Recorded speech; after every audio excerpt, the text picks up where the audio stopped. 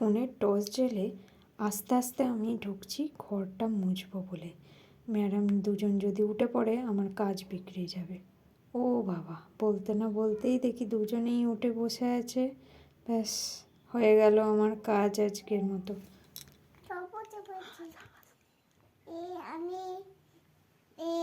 তুমি গণেশকে দিয়েছো বোনকে? Good morning.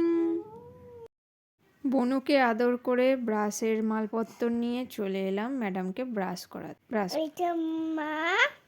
বাবা ব্রাশের ফেলে দেওয়া ফেনার মধ্যেও বড় বাবলসটা হচ্ছে মা বাবলস, ছোট বাবলস হচ্ছে বাবা বাবলস। এই বাচ্চাদের মুখ ধোয়াতেও যেন কত সময় লেগে যায়। বাবা রে বাবা,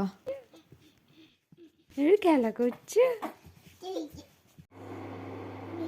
এরপর একটু জল গরম করে নিয়ে তার মধ্যে দুধ আর চকোস দিয়ে আজকের মতো বড়টার ব্রেকফাস্ট রেডি।